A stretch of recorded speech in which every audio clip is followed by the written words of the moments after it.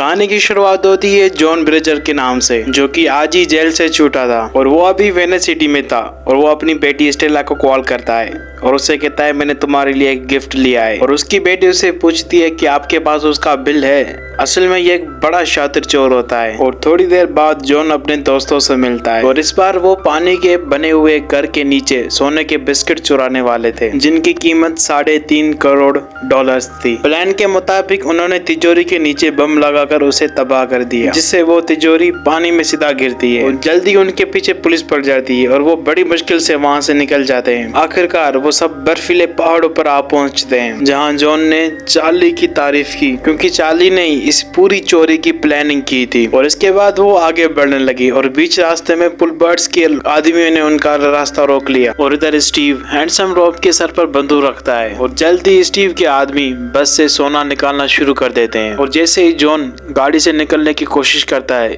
Steve उसके sir पर भी बंदूक रखता है। स्टीव के इस धोखे पर जॉन उसे कहता है मेरे साथी तुम्हें छोड़ेंगे नहीं, लेकिन स्टीव सोने की लालच में इतना अंधा हो गया था, उसने अपने बॉस जॉन पर एक गोली मार दी और उसे मार दिया। और उसी वक्त हैंडसम रॉब ने बस दौड़ाई और वो नीचे पानी में गिर जाते हैं और स्टीव उन पर लगातार गोलियां बरसाता है ताकि उनमें से कोई भी जिंदा ना बच सके। और बड़ी खुशकिस्मती से वो सब बच जाते हैं और तैरकर किनारे पर आ जाते हैं। बाहर आकर चार्ली ने अपने बॉस जॉन की मौत का गम मनाया और फिर उसके कातिल स्टीव से बदला लेने की कसम खाई। उसके 1 साल के बाद हम देखते हैं कि जॉन की बेटी स्टेला पुलिस डिपार्टमेंट में ताले खोलने की काम करती है। और एक दिन वो जब ऑफिस आती है तो वहाँ पर हैंडसम आवाज आता है और उससे कहता है मैंने स्टीव का पता लगा लिया है और वो उससे चोरी किया सोना वापस लूटना चाहता है। वो चाहता था कि स्टेला भी उसकी मदद करे और इस मिशन में शामिल हो जाए। और स्टेला ने उसे कहा कि मैं अपनी बाप की तरह चोर नहीं हूँ। और फिर आधी रात को स्टेला का मन बदल जाता है और वो हैंडसम को कॉल करती है और उससे कहती है मैं तैयार हूँ, मुझे स्टीव के चेहरे का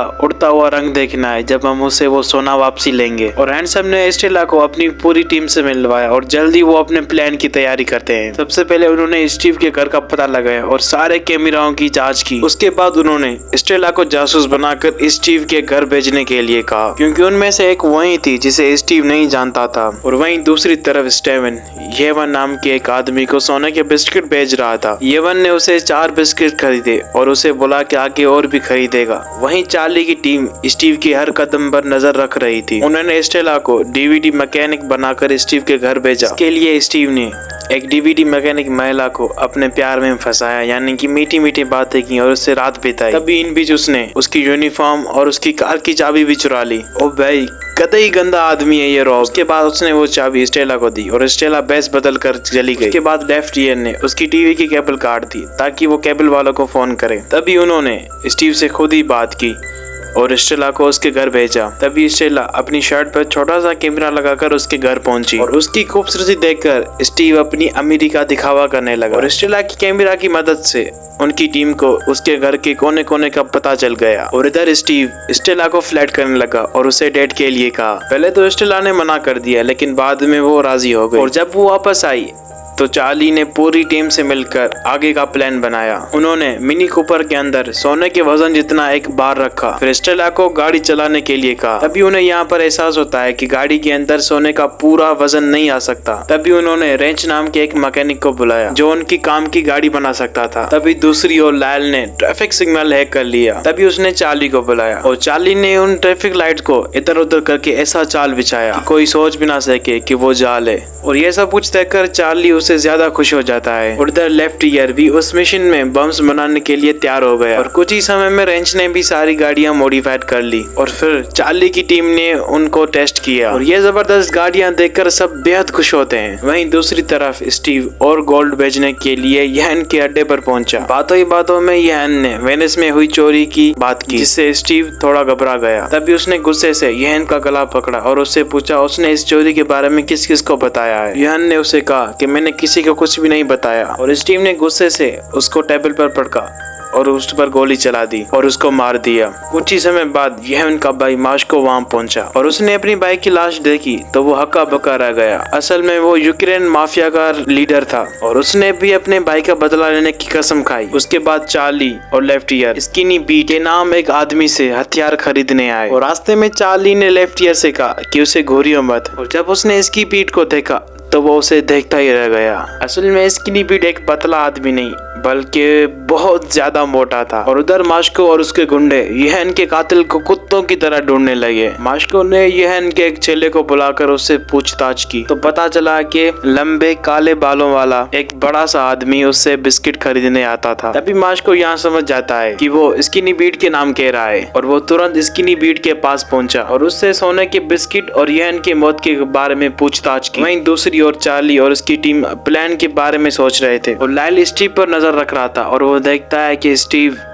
स्टेला के साथ डेट पर जा रहा था और चार्ली और उसकी टीम उसके घर सोना चुराने के लिए पहुंचे तो उन्होंने देखा कि उसके पड़ोसी पार्टी कर रहे थे और इतने लोगों के होते हुए वो यहाँ से कभी भी सोना नहीं चुरा सकते थे और इसीलिए उन्हें अपना प्लान कैंसिल करना पड़ा और स्टेला को मजबूरी में उसके साथ डेट पर जाना पड़ा। और रेस्टोरेंट में स्टीव स्टेला की खूबसूरती की तारीफ करने लगा। उसके बाद उसने स्टेला को अपने घर चलने के लिए कहा। तभी स्टेला ने उसको मना करते हुए कहा कि मुझे लोगों पर एतबार तो है लेकिन उनके अंदर छुपे हुए राक्षस पर नहीं। और ये बात उसके पिता जॉन अक्सर कहा करते थे और ये सुनकर स्टीव ने कहा कि उसने ये बात पहले भी कभी सुनी है। और उसने अचानक स्टेला का हाथ पकड़ा और यहाँ पर पूरी टीम पहुंच जाती है उस रेस्टोरेंट में और उन्हें जिंदा देखकर स्टीव के चेहरे के रंग उड़ जाते हैं और वो समझ जाता है कि यहाँ पर मैं तो सेफ तो नहीं हूँ। और उसने अपनी हाई टेक सिक्योरिटी के बारे में कहा कि वो उसकी तिजोरी कभी भी खोल नहीं सकते। तभी चार्ली ने अचानक जोरदार उसके मुंह पर एक मुक्का मारा और उसके बाद वो सब अपने अड्डे पर वापस आते हैं और चार्ली ने स्टेला को शांत किया। और तभी वहाँ पर लायल उन्हें बताता है कि स्टीव अपना सारा सोना मैक्सिको भेजने की तैयारी कर रहा है। और यह सुनकर चार्ली को एक आइडिया आता है कि क्यों ना रास्ते में ही वो तिजोरी चुरा ले। और लायल ने उसे कहा कि तुम अभी उससे मिलकर आए हो, तुम्हें लगता है कि वो ऐसी चोरी होने देगा। और अपना सोना ट्रांसफर करने के लिए स्टीव बहुत बड़े मजबूत ट्रक्स और हेलीकॉप्टर का इस्तेमाल करेगा। उसके बाद स्किनी पीट ने चार्ली को कॉल की और येहन की मौत के बारे में पूछा और इस पर चार्ली ने कहा कि वो इसके बारे में कुछ भी नहीं जानता। उसके बाद चार्ली रॉब के साथ एक नया ट्रक देखने के लिए गया और फिर उसने रेंच को कॉल की और उसको मॉडिफाई करने के लिए कहा। तभी रेंच ने उससे कहा कि वो भी इस चोरी में शामिल होना चाहता है और चार्ली ने उसे भी अपनी टीम में शामिल कर लिया। उसके बाद चार्ली और लेफ्टियर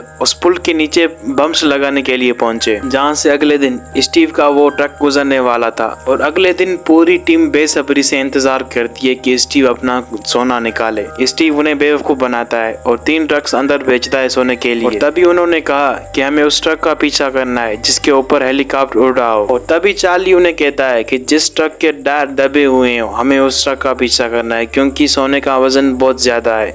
वजन की वजह से टायर दबे हुए होंगे तो हमें उस ट्रक का पीछा करना है। तभी लायल ने उसे सीसीटीवी में चेक करके बताया कि ट्रक नंबर 128 का वजन बहुत ज्यादा है। काफी समय तक चार्ली ने उनका पीछा किया लेकिन एक चौराहे पर तीनों ट्रक अलग हो जाते हैं। और तभी लायल ने ट्रैफिक हैक करके ट्रक नंबर 128 वाली रोड पर बहुत ज्यादा ट्रैफिक बढ़ा दिया। और उधर स्टीव ये सब कुछ देख रहा था ऊपर हेलीकॉप्टर से और उसने ड्राइवर को पीछे करने के लिए कहा। तभी लायल ने ट्रैफिक लाइट का इस्तेमाल करके ट्रक नंबर 128 को अपने रास्ते से हटाया और जल्दी चार्ली की टीम उस ट्रक पर पहुंच जाती है और दोनों ट्रकों में जबरदस्त रेस शुरू हो जाती है। चार्ली की गाड़ियां सीढ़ियों से होते हुए स्टेशन में आ जाती है। तभी लायल ने एक बटन दबाकर ट्रेन भी रोक ली ताकि उनकी गाड़ियां उस पुल के नीचे समय पर पहुंच सके। आखिरकार वो जैसे तैसे करके पुल के नीचे आ जाते हैं और रेंच के इशारे का इंतजार करने लगे। जैसे ही रेंच ने ट्रक नंबर 128 को अपनी जगह पर आते हुए देखा तभी लेफ्टियर ने एक बटन दबाकर बड़ा धमाका करके उस बस को नीचे गिरा लिया। उस धमाके से सारी सड़क टूट जाती है और वो बस नीचे आके गिरती है। उसी समय फ्रेंच ने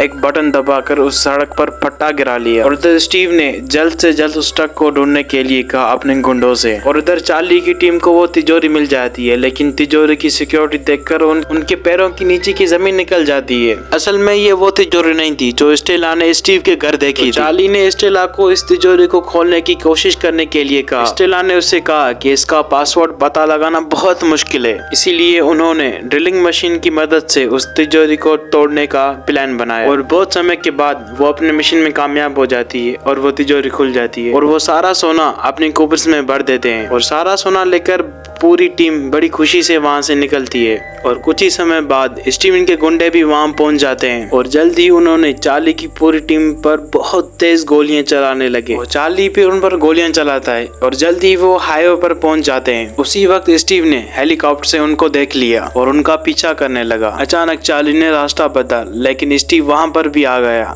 एक पॉइंट पर चार्ली की गाड़ी हेलीकॉप्टर से टकराने ही वाली थी और वो गाड़ी को तेजी से मोड़कर वहां से बच निकला। तभी स्टीव हेलीकॉप्टर से नीचे उतरकर किसी की गाड़ी चुराकर उसका पीछा करने लगा। तभी चार्ली ने अपनी मिनी कूपर एक ट्रेन के डिब्बे में चढ़ा ली और अपनी टीम के साथ एक दूसरी गाड़ी में भाग निकला, लेकिन स्टीव अब भी उनके पीछे लगा हुआ था। तभी उसने चार्ली की टीम को उस ट्रेन के डिब्बे से बाहर निकलते हुए देखा। तभी उसकी मुलाकात रेंच से होती है और उसने रेंच को वहाँ पर काम करने वाला समझ लिया और उसको $5000 की रिश्वत देके मिनी कूपर के पास लेने के लिए कहा और फ्रेंच ने उससे पैसे लेकर उस ट्रेन का डिब्बा खोला और जैसे उसने गेट खोली वहाँ से चार्ली निकलता है और स्टीव की बेवकूफी पर हंसने लगा क्योंकि अब स्टीव के पास कुछ भी नहीं बचा था। और अचानक स्टीव ने अपनी बंदूक निकाली और वो चार्ली को मारने ही वाला था। तभी उसी वक्त यूक्रेन माफिया वहाँ पर आ पहुँचती है और स्टीव ने उनसे पूछा कि तुम कौन हो। तभी माफिया लीडर ने कहा कि वो यहन का भाई है और यहाँ पर स्टीव बहुत घबरा जाता है और कहता है कि यहन की मौत का मुझसे कुछ भी लेना देना नहीं है। लेकिन माफिया लीडर ने उसकी एक भी नहीं सुनी और मौका देखकर स्टेला ने भी अपनी बाप का बदला लिया और उसको जोरदार मुक्का मारा। उसके बाद माफिया की गुंडे उसे पकड़कर बदला लेने के लिए चले गए और इधर चार्ली की टीम उस सोने का जश्न मनाती है और यहाँ पर ये मूवी एंड होती है। आपको ये मूवी कैसी लगी हमें कमेंट में जरूर बताएं और ऐसी ही मजेदार और मिस्ट्रीज वीडियो देखने के लिए मेरे चैनल डीप वर्ल्ड को सब्सक्राइब करें। तो चलिए मिलते हैं नेक्स्ट वीडियो में, तब तक के लिए bye, thank you, take care और थैंक्स फॉर वॉचिंग।